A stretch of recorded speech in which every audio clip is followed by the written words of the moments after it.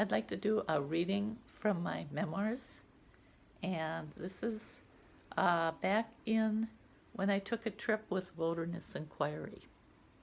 So I'm going to start it. My uncle said I would have been an athlete if not for polio. I disagree with him. I am an athlete. The energy it took to do what I did on a daily basis would make tough young mountain climbers look like wimps. I went through 2 pairs of crutches a year. My friend called me the Energizer Bunny. I remember writing in my journal in Yellowstone Park after a grueling row all day in a Voyager canoe on Lake Yellowstone. I took advantage of the trip with a free trip from Wilderness Inquiry, an organization that accessed nature trips for people with disabilities. I managed to talk them into bringing my son with. He was 11 and had the trip of his life. That made the trip worthwhile for me. We had a young team of burly men who pushed us to the max. I was an exhausted single parent that cleaned 3-level townhome and made and vended my jewelry for spending money. Not only that, I was involved in my community. I was at the kids' school so much many parents thought I worked there. I was a member of the art board, neighborhood board. Well, I digress. My tears were flowing down my cheeks. I was so upset that they didn't access me to activities. I was the only person of non-mobility. I was alone feeling sorry for myself in the middle of Yellowstone Lake on a 6-day paddle. We arrived at an island with 2 loaded Voyager canoes. They put me behind powerful rowers, and I have to time my paddle.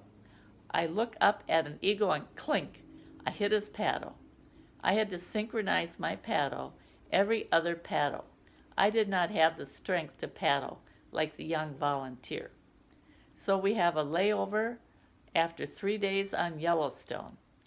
Here is our schedule. We wake up the crack of dawn around 4:30 a.m. We take down our pup tent, roll up our bags, get dressed. We bring gear to our canoe to be loaded. We release the bear bag from the tall tree that has our food items and our jumpsuits that go over our clothes to eat in.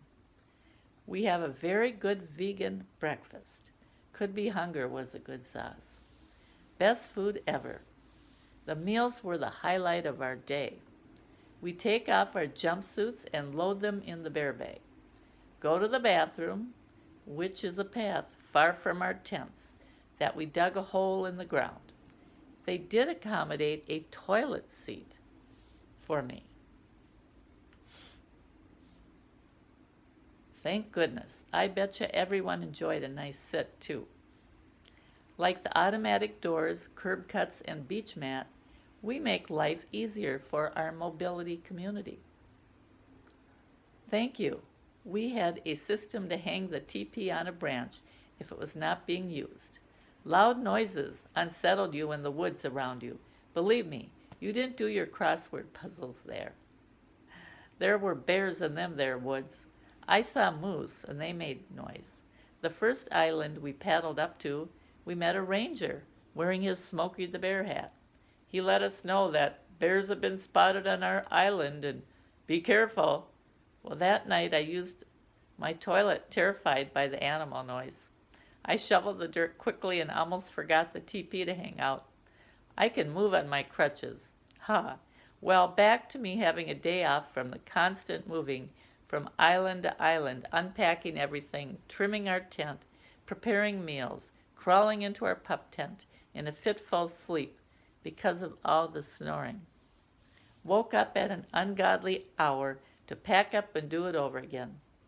These young mountain climbing dudes wanted to keep going, but finally the woman leader protested and said, "We are staying that day."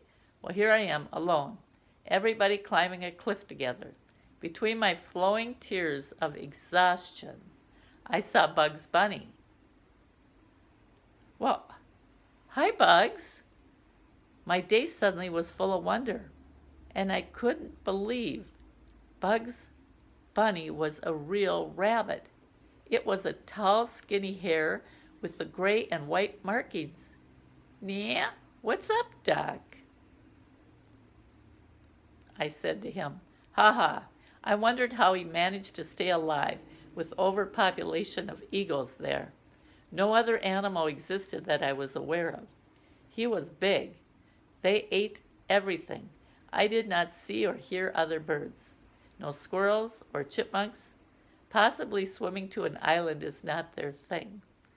I'm trying to imagine squirrels swimming.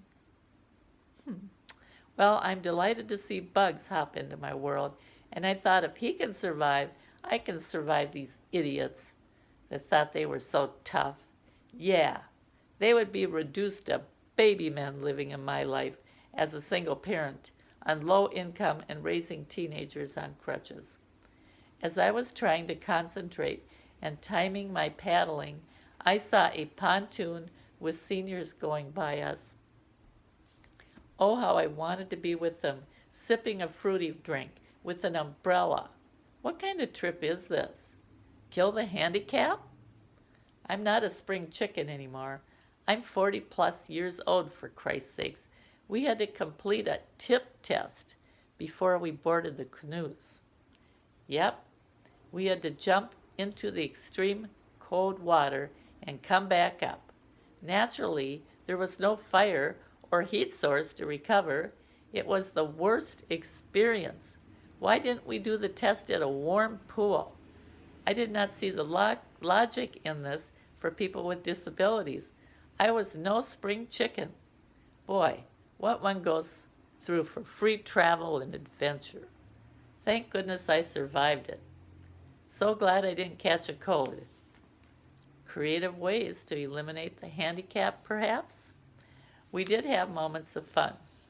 We had a fellow camper that had 8 by 10 sheets of drugs to balance his brain. I dubbed him Jukebox John. He would start singing a popular song, and we would all join in as we were paddling the lake. As soon as we were enjoying that song, he would start another good song. We all joined in, and he switched it to another great song. He knew so many songs. I wonder if he could sing the entire song.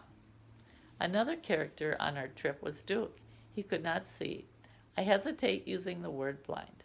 He entertained us with all his stories. I like the idea that being blind or lame, as described in the Bible, means everyone is blind that can't see the injustice, or lame in the inability to help. Sam hooked up with a couple from upper state New York and bonded. In fact, they took him places, bought him stuff, and they did not include me, Sam's mom. I was thankful for them, and Sam was so happy. But I was jealous.